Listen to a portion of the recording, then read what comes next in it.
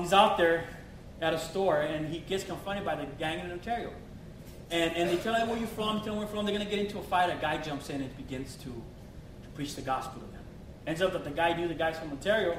So you know, they got to talking, and my brother got to leaving, not before he gave him the number.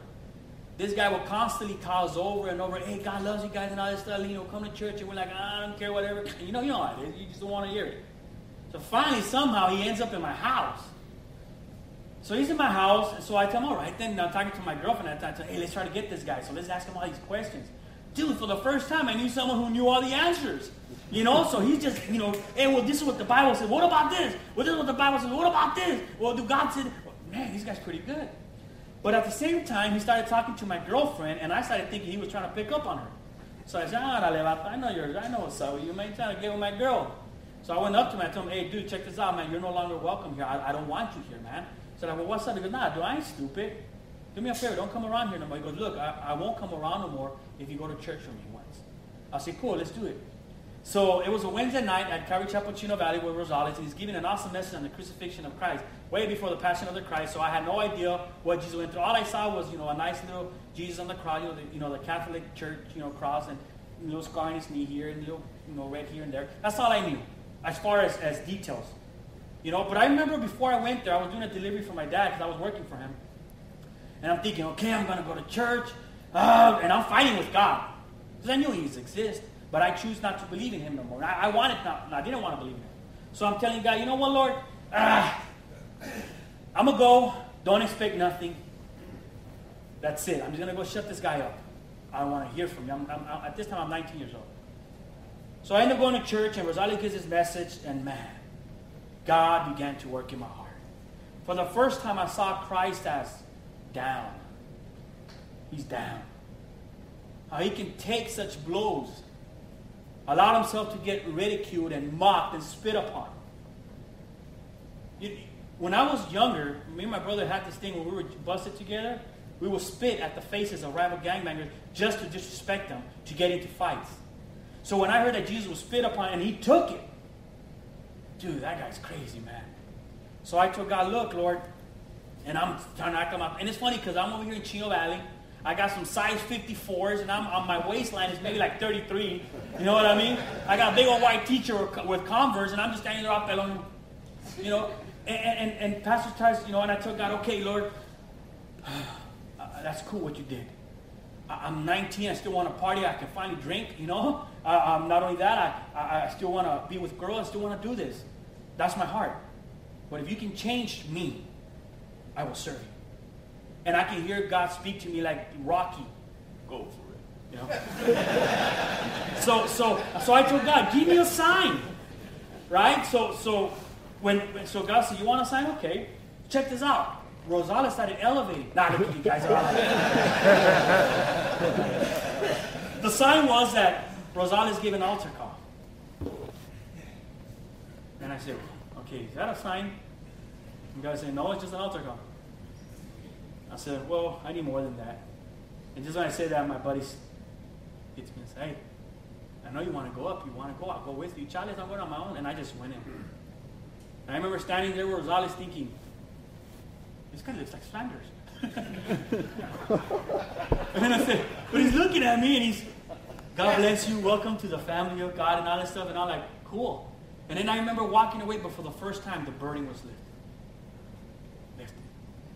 First thing I did is I ran home. I went to my dad, and my dad was asleep. And I don't know if my dad remembers because he was asleep.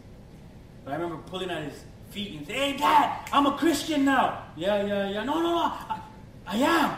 You'll see. And I just ran out of that place. From that point on, I started preaching the gospel. But God wasn't done with me yet. See, God still had to do away with all the wickedness and everything that was still inside of me. And when I thought that everything was gone, oh my gosh, God put me in situations where he showed me it wasn't, and he still needed to do a work in my life. But I began to give Bible studies in LA.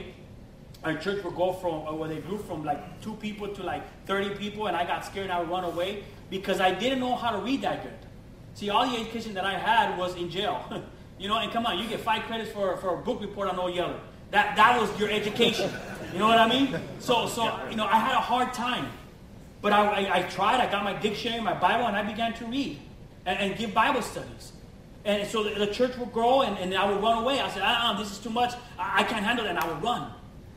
During this time, my brother gave his life to the Lord. He backslid. And we started doing more Bible studies. We grew again. I ran away. And finally, God told me, you need to stop running and just start just teaching the Word. So I went back, and I remember around this time, my brother had backslidden. Oh, before that, let me share something with you. We were doing Bible studies, right? And I remember I was so nervous and so scared. I was teaching through Genesis, and my dad was there. And my dad's been there ever since then. You know what I mean? And I remember I got up, and I just went blank. And I'm up, and all these guys, a bunch of kids right there, kids that came in after, what I would do, I would put a basketball court outside, and I would tell them, you guys want to play? Yeah, check this out. If I beat you guys, I'm going to share the gospel with you guys. Huh? Just play with me.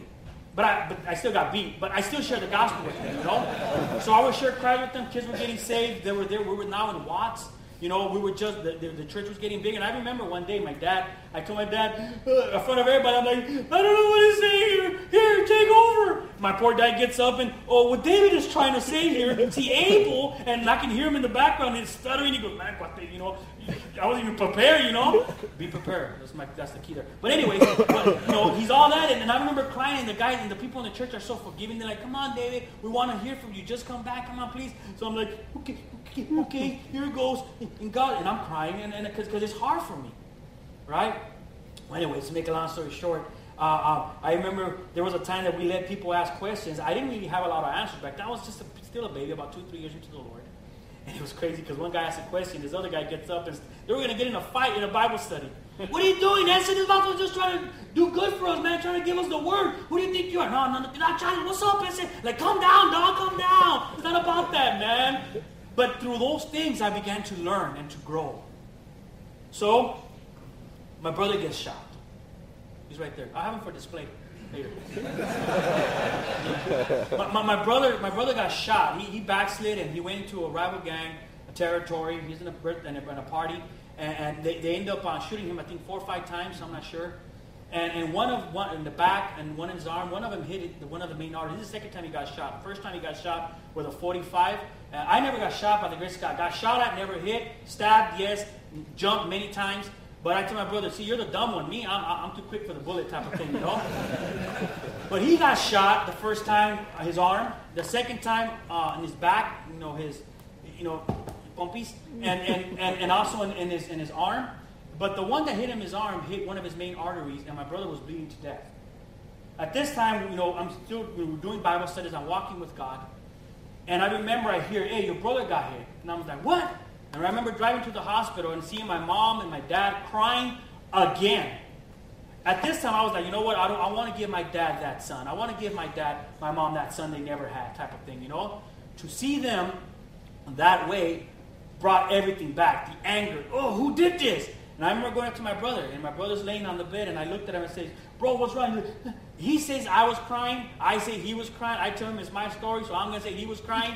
Well, he was crying, and I'm looking at him, I'm telling him, who shot you, bro? So he gives me the name, and he grabs me, he goes, no, bro, don't do nothing stupid. You're married, you've got a Bible study. Please don't do anything stupid, bro. And I told him, no, don't worry about it, bro. I'm going to handle it.